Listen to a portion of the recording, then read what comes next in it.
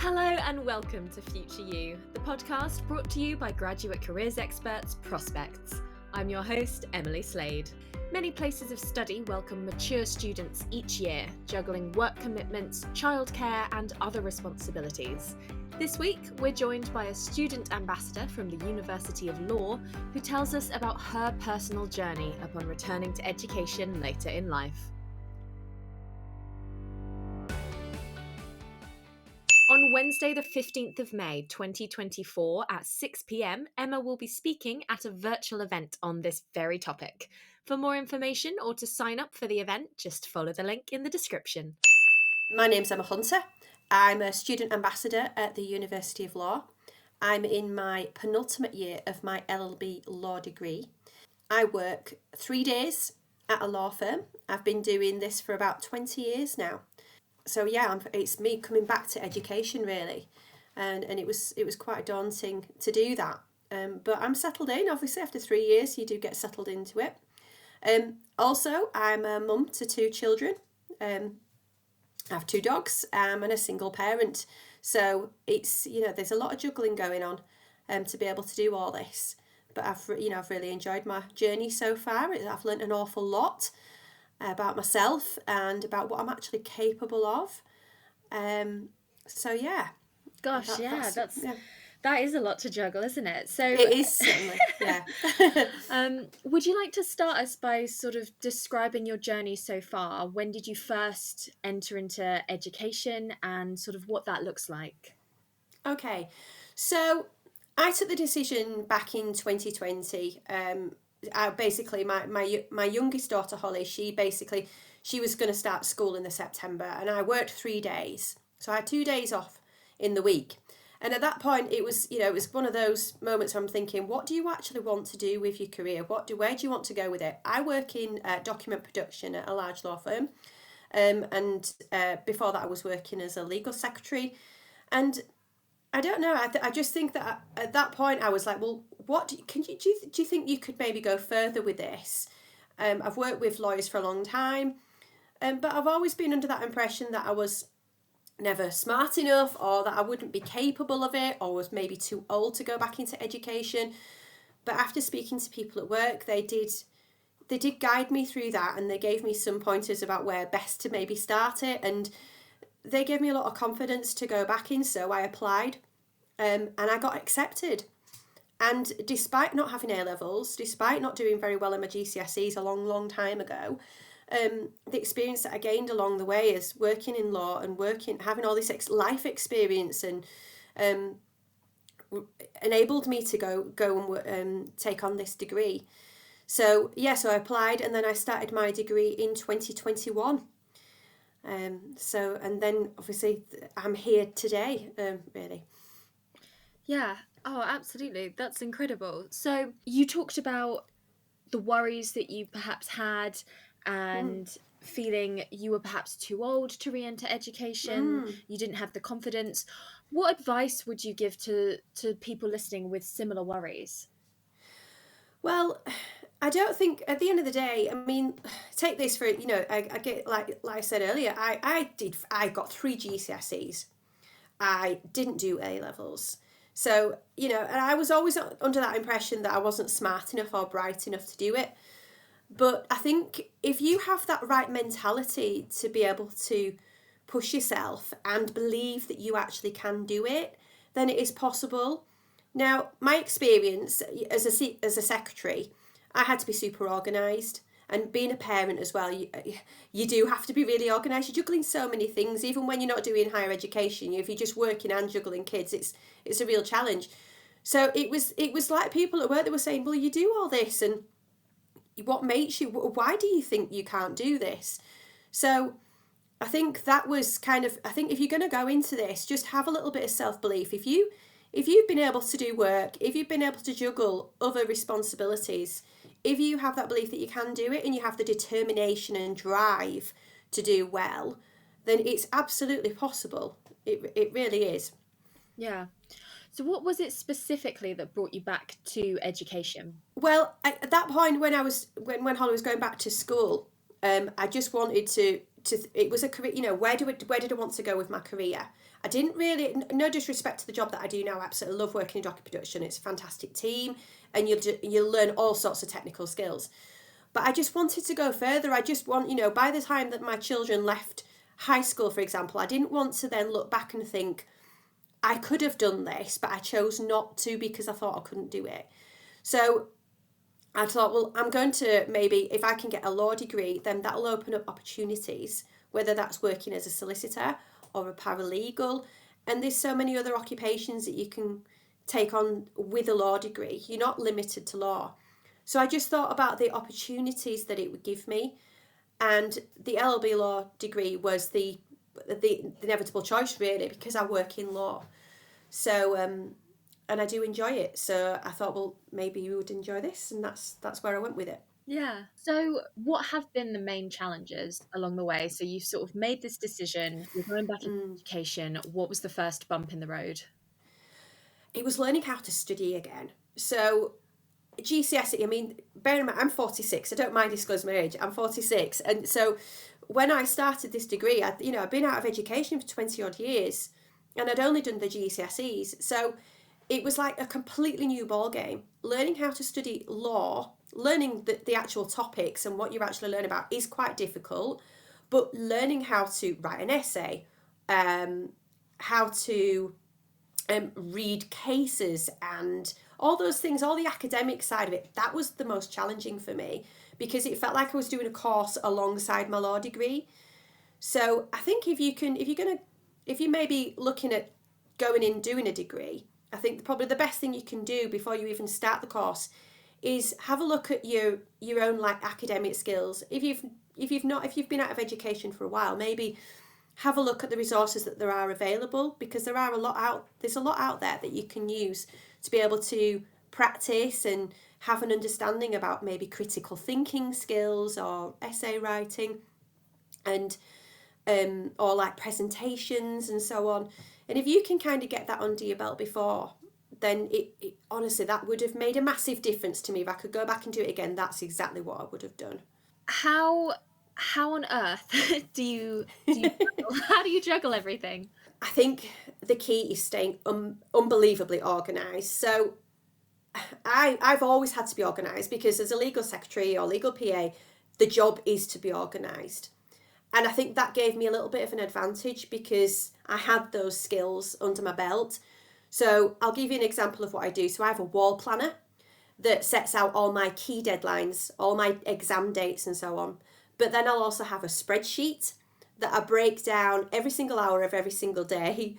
So I have to juggle the kids and I have to juggle my job as well as this degree. So being able to break the tasks down each and every week helps me understand how long I'm spending on things and where I can improve to give myself more time. Because what's important to me is that I have that really good balance. So I like to look after my physical, my mental health. So I do a lot of running. So I have to factor that in. That is really important to me. I have to spend time with the kids to make sure that they're getting some time with me. And obviously I have to do my job. So finding out a strategy that will work, again, before going into this is absolutely important. And that's how I stay motivated. That's how I stay in tune with where I am and what I've done. And I also have a tick sheet of everything that I tick off everything, so that I know that I've not missed anything out. Mm-hmm. And you do get into a routine, actually. After a few months, you will get into a routine of being able to understand what works for you. Yeah. But yeah, it is that. I mean, that is in itself is a challenge. If you don't have any structure to your week, it can really have an effect on your studies and everything else. Yeah, I can imagine. Have you slipped up, and how did you get back on track? Yes, I have slipped up. I mean, I'm here to be really honest about this. I mean, last year, beginning of last year, I finished my exams, and me being me, I do put an awful lot of pressure on myself. So when I was studying for the exams, I was really going into it head on. That particular, with December 2021, I think it was, and I was just burning myself out. And then I started to just put too much time into the uni studies rather than trying to balance things out. And I ended up completely burnt out. And I think that was just me putting a lot of pressure on myself, and because I want to do well. So I think maybe having, just really realistic expectations about what you can achieve, because there'll be some weeks where maybe in my situation, maybe my daughter, she'll be poorly, or I'll have to like take my eldest daughter to some kind of thing at college, and that does interfere with things. So I think just being realistic, planning ahead, and thinking, well, maybe this week I'm just not going to be able to do as much on this, for instance, and that's going to have to be good enough. Is I learned the hard way, but then I also made sure that was the point where I started doing more physical exercise and looking after my physical well-being. That's where that became paramount. Yeah, it sounds like it's a lot of sort of mindset and this willingness to have that flexibility, like the Yeah. sort of juxtaposition of a really hardcore structure with the very open, flexible mindset, knowing that it's sometimes you will fall off the wagon.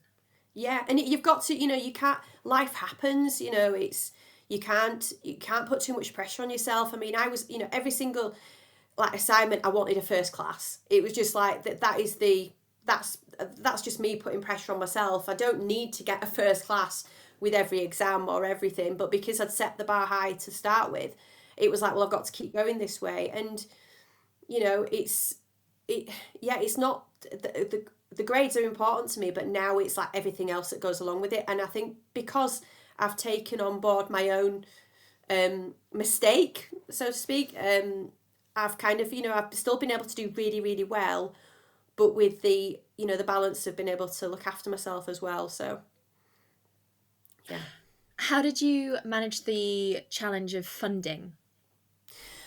So I'm not self-funding. I'm going to I'm getting a student loan every time. I don't have like the money to pay for it. I'm a single parent. I'm on my own. I don't have that support around me in that way. So yeah, I went to Student Finance England, and I get my university fees paid for that way, and then obviously I'll pay it back at the end of the day, or as I finish my degree. It sounds like you're an incredibly motivated person, that you've gotten to this point in your life and you're going for what you absolutely want. So my next question was going to be, what does keep you motivated, and what advice would you have for people that feel like if the challenges get too much or they're starting to struggle, what's going to keep you motivated? For me, I mean, this is going to sound really, really corny, really, but like my children are completely aware of what I'm doing. I'm really open with them about how hard it can be and what I'm doing and why I'm doing it. I'm doing it for a better future for them and for me.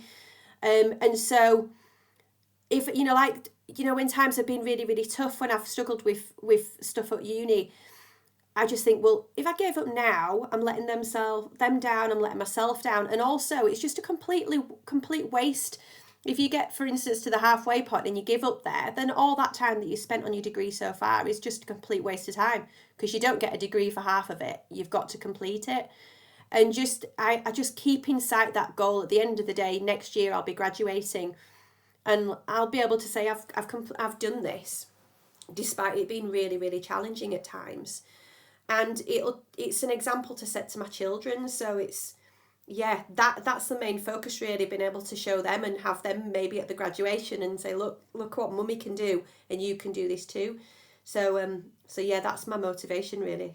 Yeah, that's lovely. We've talked briefly about the sort of financial support from Student England. What other support has been available to you throughout your journey that you've lent on? Well, I mean, financial support, obviously I have to work. So, but everything else, I've had really, really good support from the University of Law, from their wellbeing teams. They've been absolutely fantastic. They are, when I was suffering burnout last year, they were just immediately on the ball. They arranged appointments for me. They sent me, they gave me lots of resources to review, and just having that time for me, having a chat with me, and it just made such a difference, because studying long distance like this, it can feel a little bit lonely sometimes. So knowing that there is that support has been fantastic. Also, I've had fantastic support on the study skills side of things. So I've had one-to-one appointments. In the early days, particularly when I was struggling with the essay writing and research side of things, there were loads of resources for me to go to. So I was able to undertake courses. I did the Lexis training on legal research, which was fantastic. But the one-to-one appointments made that big difference because they were able to review what I'd done so far and then give me pointers to how to improve. So, but also the tutors on the actual courses have been fantastic as well. They're really motivated for you to do well. They want you to do well. So they're always willing to give advice and suggestions. Another one was the employability services at the University of Law. I found them really helpful. They reviewed my CV for me when I've been doing training contract applications. They've been reviewing them and giving me little pointers about how I can improve and what I need to do less on and more on and so on. So basically it's been a whole all-round approach, all-round bank of resources that I've been able to home in on that's made that big difference. How did you become a student ambassador? Well, I applied. It was somebody, one of my student friends said, "Why don't you go for this, Emma? You really, you're always motivating us. You're always doing, you've got that drive and ambition and so on." And I initially stepped back and thinking, maybe I can't do this. I haven't got the confidence to be able to do this. I'm not probably the best role model. I don't know. But I thought, no, just do it, because I think sometimes you have to do things that scare you. And I'm not saying being a student ambassador is scary. It's absolutely not like that. I absolutely love doing this role. But I thought it would give me an awful lot of confidence, and it really has. So yeah, I made an application. I was interviewed. I did a little presentation, and I really thought, oh, I'm not going to get this, and then I did. So it's been fantastic. Best thing I've done so far on the course, if I'm honest. Oh, amazing. And what does the future look like for you? Do you have a sort of plan beyond graduation? Yes, I'm trying not to put all my eggs in one basket. I was applying for training contracts, and that was it. But I've got an internship at the law firm that I work for. So I'll be doing that in the summer this year, and then I'll be assessed for a training contract with them. That would be absolutely fantastic, but I'm not going to feel like a failure if I don't get through it. So I think if I don't get through the internship and get a training contract offer, then I'll probably look to paralegal roles next year. So yes, I'm trying not to look too far in the future right now, because again, it was just putting too much pressure on myself. So I'll just see how I do. Yeah, no, that makes sense. Do you have any advice for anyone who's listening that's sort of considering going back into education, worried about it? Any advice that you would give them? Okay, so I think you need to need to have an understanding of why you want to do this, because that will give you that'll give you kind of an end goal, really. If you don't know why you're doing it, then I'm assuming it must be easy to slip and maybe not prioritize it so much. You do have to have an understanding of how long it's going to take you to do, to be able to get through each week of study. So I spend about 25 to 30 hours a week, and I'm on the 4-year course. So it can take a massive amount of your time. So you do have to be realistic with what you can give. I think you do need support from people around you. So my partner Matt, he doesn't live with me, but he's incredibly supportive for me, and my friends are as well, and so is the firm that I work for. So having that support will help you when times are tough. But don't be afraid of going for it. If don't think that you can't do this, because I think that anybody can if they want it enough. So having the drive and ambition to do it, and to do it well, and to give it your all is absolutely really, really important. Another thing you have to do when you're doing this is be realistic with yourself. Try not to put too much pressure on yourself. Look after your mental and your physical well-being, because, for example, my running helps me to focus on my studies so much better. When I've not been running, when I've not been looking after all those things that make a difference, everything just gets affected by it. So I think your mental well-being has to be a priority. And having other activities, don't just put everything into this.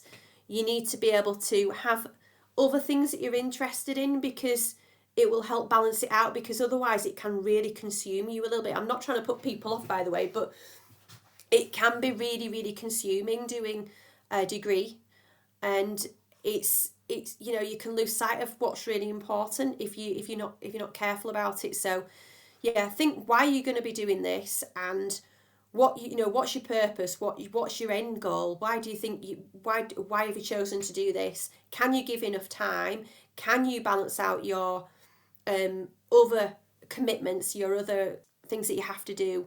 Yeah, but just go for it. Don't think you can't do it, because you really can if you think you can.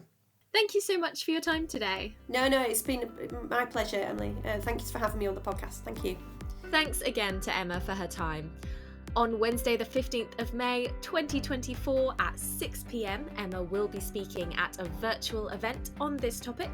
For more information or to sign up for the event, do head to the description and follow the link. Make sure you give us a follow wherever you get your podcasts. If you want to get in touch, you can email us at podcast@prospects.ac.uk or find us on Instagram and TikTok. All the links are in the description. Thanks very much for listening, and we'll see you next time.